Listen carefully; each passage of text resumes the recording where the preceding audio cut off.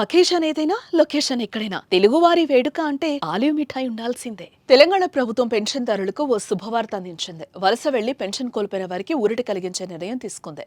3 నెలల పాటు పెన్షన్ తీసుకోకపోవడంతో రద్దయిన వారికి తిరిగి పెన్షన్ అందించే విధంగా చర్యలు చేపట్టింది. దీనికోసం ముహూర్తం కూడా సిద్ధమైంది.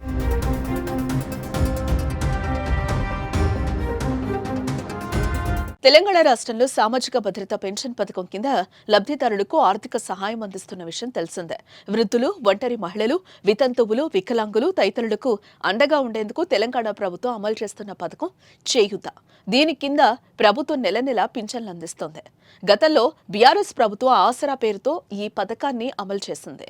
రేవంత్ రెడ్డి నేతృత్వంలో రాష్ట్రంలో అధికారంలోకి వచ్చిన కాంగ్రెస్ ప్రభుత్వం చేయూత పేరుతో ఈ పథకాన్ని అమలు చేస్తోంది. అంతేకాకుండా ఈ పెన్షన్ మొత్తాన్ని రెట్టింపు చేసేందుకు కూడా నిర్ణయం తీసుకున్నారు.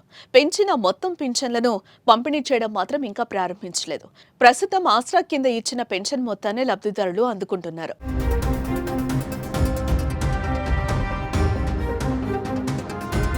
రాష్ట్ర వ్యాప్తంగా దివ్యాంగులకు 4,016 రూపాయలు, ఇతర లబ్ధిదారులకు 2,016 రూపాయలు పెన్షన్ అందుతోంది. అయితే లబ్ధిదారులు ఎవరైతే 3 నెలల పాటు పెన్షన్ తీసుకోలేదో ఆ లబ్ధిదారులకు పెన్షన్ కోల్పోయారు.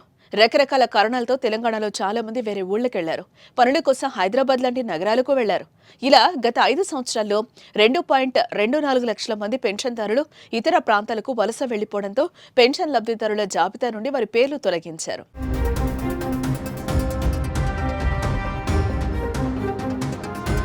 3 నెలలు గ్రామాలను విడిచి వలస వెళ్లిన వారు తిరిగి గ్రామానికి వచ్చిన వారికి పెన్షన్ అందడం లేదు. దీంతో వారంతా పెన్షన్ కోసం పడరాని పాటలు పడుతూ ఆఫీసుల చుట్టూ తిరుగుతున్నారు. అయితే ఈ మేరకు వీరి ఇబ్బందిని గుర్తించిన తెలంగాణ ప్రభుత్వం మళ్లీ వీరికి మే 1వ తేదీ నుంచి పెన్షన్ ఇవ్వాలనే నిర్ణయం తీసుకుంది.